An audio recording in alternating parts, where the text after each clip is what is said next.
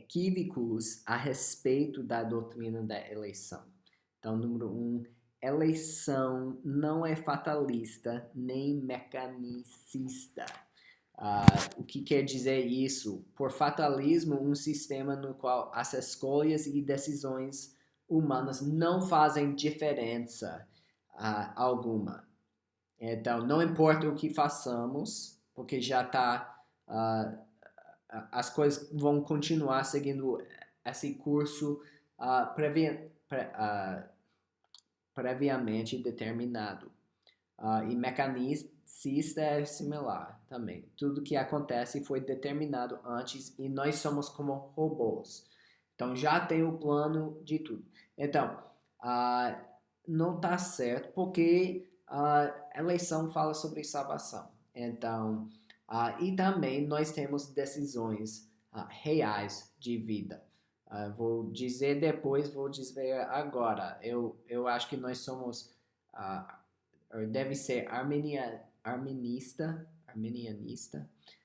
não sei como dizer isso, e antes da salvação e reformado depois. O que quer dizer com isso? Salvação é uma decisão real que temos que tomar. Tem que tomar. Então, não é que nunca pede a Deus, nunca confesse os pecados, essas coisas. Só é salvo ou não. Não é isso. Tem que fazer. Então, tem que fazer essa decisão. Se ainda não fez essa decisão, faça agora. Tem que fazer. Ninguém vai fazer por você mesmo. Você tem que fazer. Agora, depois da salvação, vira reformado, porque você olha para trás e vê a mão de Deus agindo na sua vida, graças a Deus, te chamando para Ele mesmo. E a gente vê a graça, o amor de Deus em nos chamar. Então, eu acredito que cada um de nós pode dizer que viu isso. Se realmente for salvo, você vai dizer, foi Deus agindo na minha vida. Eu nasci num lar cristão com pais que me ensinaram. Isso é a graça de Deus. Deus colocou fulano na minha vida para me apontar para Cristo, graças a Ele. Então, tem alguns versículos aqui, Efésios 1:5 fala que Deus nos ama. Então, nós não somos tipo robôs ou marionetas. Ezequiel 33:11, um versículo interessante que diz que Deus tem nenhum prazer no morte dos injustos. Então, não tem prazer nisso. A vontade de Deus é que todas sejam salvos. A realidade é que alguns rejeitam. A realidade é que ele escolheu alguns e não os outros. Então, nós temos que responder ao Evangelho. Mateus 23:37 diz: Jerusalém, Jerusalém, você que mata os profetas e apedreja os que lhe são enviados. Quantas vezes eu quis reunir os seus filhos como a galinha reúne os seus pintinhos debaixo das suas asas, mas vocês não quiseram. Não quiseram. Então, uma decisão real que tinha. E a gente vê na próxima página, Atos 18, 9-11, que diz: certa noite o Senhor falou a Paulo em visão: não tenha medo, continue falando e não fique calado, pois estou com você e ninguém vai lhe fazer mal ou feri-lo, porque tenho muita gente nessa cidade. Assim Paulo ficou ali durante 1 ano e meio, ensinando-lhes a palavra de Deus. Então, Deus tem seu povo na cidade. Graças a Deus, Ele tem em Arco Verde, em Recife, Campina Grande, Brasília, Santa Catarina, tem em todo canto. E o que é nosso dever é Romanos 10, que diz, versículo 14, como, pois, invocarão aquele em quem não creram, e como crerão naquele de quem não ouviram falar, e como ouvirão se não houver quem pregue, e como pregarão se não forem enviados. Como está escrito, como são belos os pés dos que anunciam belos novas. E versículo 17. Consequentemente, a fé vem por se ouvir a mensagem, e a mensagem é ouvida mediante a palavra de Cristo. Então temos que pregar, mas podemos ser encorajados que tem quem ouve, que alguém vai ouvir, alguém vai crer. Não sabemos quem e não sabemos quando. Nós temos muitos amigos que a gente quer tanto, ore por eles. E prega a eles, porque pode ser que você tenha o privilégio de levar eles a Cristo, porque Deus tem seu povo e Ele está trabalhando.